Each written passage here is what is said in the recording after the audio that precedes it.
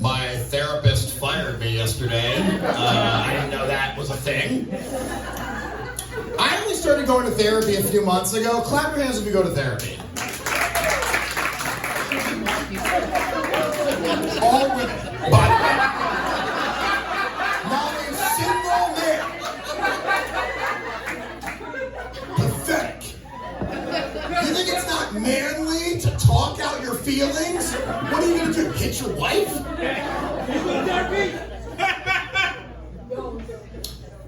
When I signed up for therapy, I didn't know this. I had to fill out an evaluation form to let them know why I thought I was going to therapy. And I was a little too honest on my form about my recreational drug use because they assigned me a substance abuse counselor. Not what I need. I'm very good at doing drugs. This kimono did not put on itself.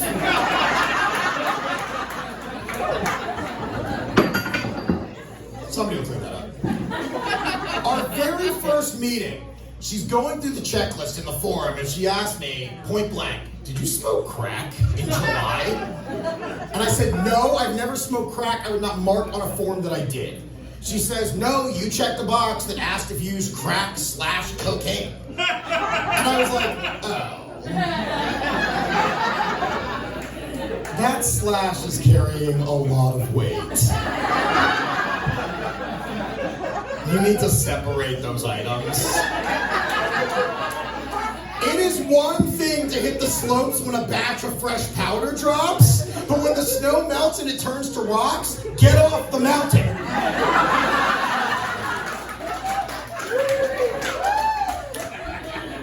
Now, the reason I signed up for therapy, I'm going to be very vulnerable with you guys, is this past August, I was diagnosed with stage 3 Hodgkin's lymphoma. I have cancer, everybody.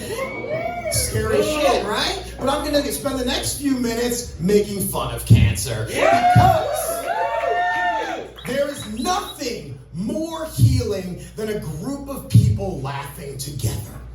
So just know, if you don't find these next few minutes funny, you are actively killing me.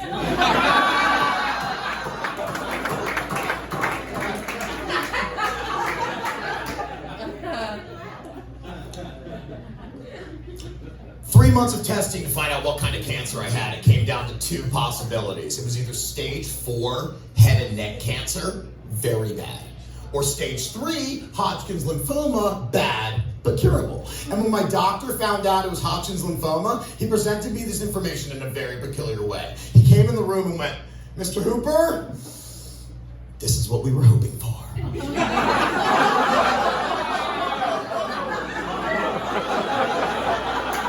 We were. This is what I was hoping for.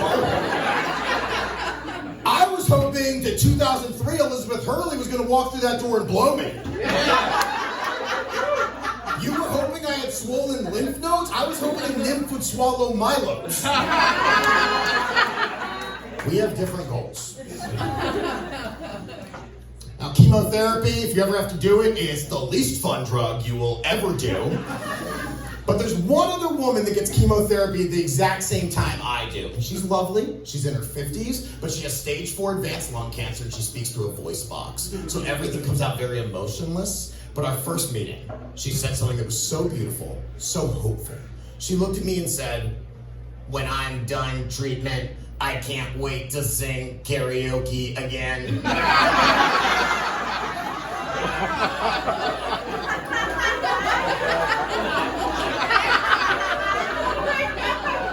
So I hope you're going to sing Domo Arigato, Mr. Roboto.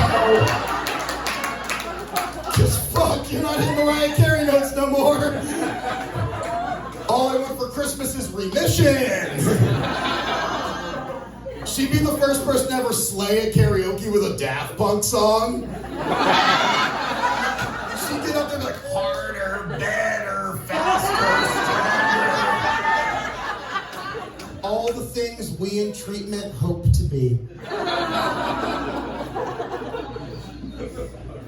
I admire this lady though, because when the robots become sentient and murder us all, they're gonna make her the queen. Like they're gonna look right there and feel like, one of us, one of us. Now here's the fun part. My medical bills just started coming in. And I'm going to tell you 2 medical bills that I opened last week. The first one was $242,000. The second one was $116,000. And I opened that and just went,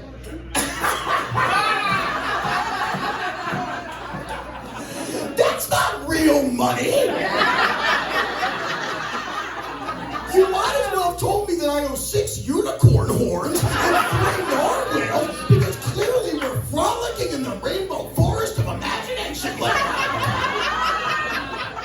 Oh yeah, I'll get it right to you. Let me just fly over my magic carpet and I'll drop a sack of money down. If they had told me I owed 19 grand, I'd be shitting myself, because that's real money that would actually cripple me. But 350K, sure!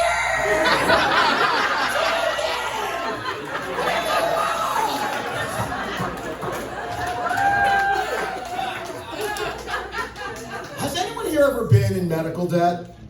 Yep. Yes? Yeah. Who said that? Was that you? How much was it? I don't want to say it was 7 G's. Okay, let me ask you this. Did you pay it? I don't know. I mean, I think you would know if you paid it. I mean, here's the thing. You don't have to. This is what they don't tell you when you're in the hospital. Medical bills are fake. You don't have to pay those. Look, if I don't make my car payment, somebody will come and repossess my car. What's the hospital gonna do? Repossess my health? What are you gonna do, hospital? Are you gonna send big scary guys after me to break my legs so I end up back in your hospital and don't pay those bills?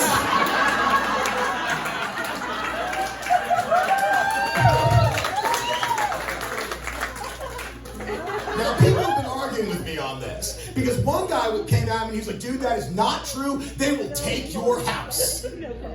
What house?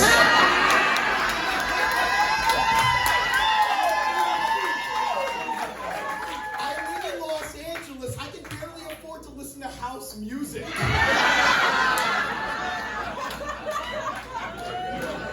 That's the loudest anyone has ever cheered for me saying I don't own a home. If I lived in my car, you guys would carry me out like Rudy.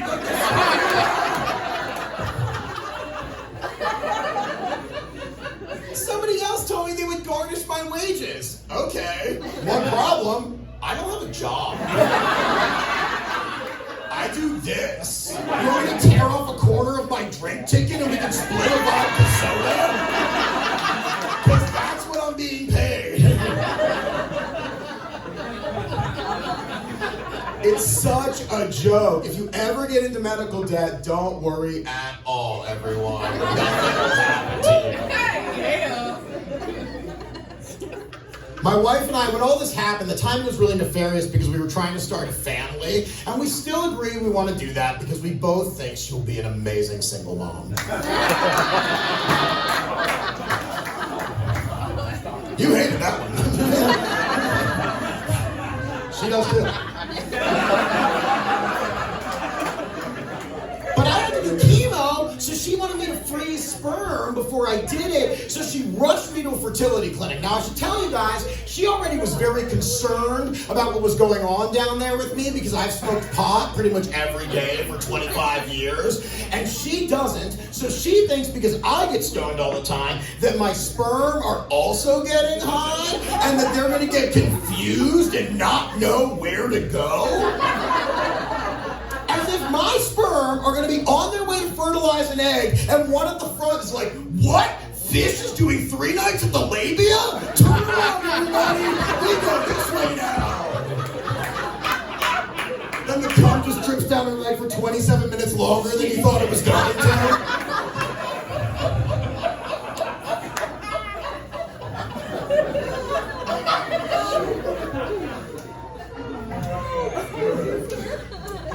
If you ever have to go to a fertility clinic, I'll let you know this. They do not appreciate humor at all.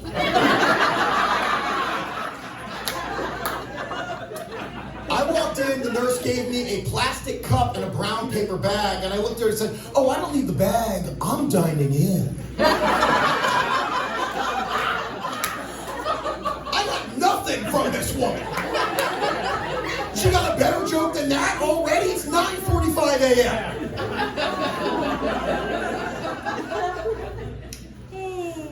They let me into the room. It's a little bathroom with a computer in it. I immediately noticed a set of instructions on the wall. Write your name on the cup. Sanitize your hands. But number 7 said, if you cannot masturbate to completion, please ask us about alternative methods. I immediately started looking for a glory hole. I was like, where is it? Somewhere in this room, there's a tiny door, and I'm gonna open up into a facility with an 8-armed octopus machine just jacking off everybody at the same time. I didn't find that room. So I did my business, went out and gave it to the nurse, and I was like, okay, alternative methods. What are we doing? She said, we give you an extra thick condom, you go home and have intercourse with your wife, you tie it up and you bring it back. And I was like, ah, yeah. She goes, what did you think? I was like, Roboctopus?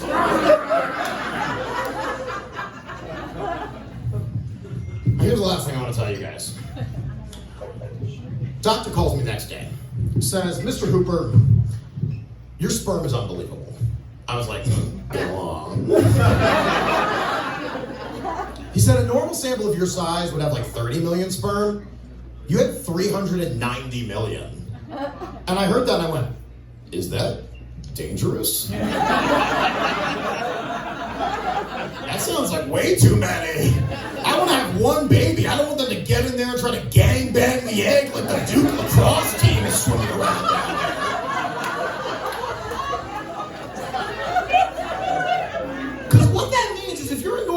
Out there, between your legs, you have a beautiful farmhouse. It is on 50 acres. There's horses running by a lake. The crops are harvesting. It's serene, majestic.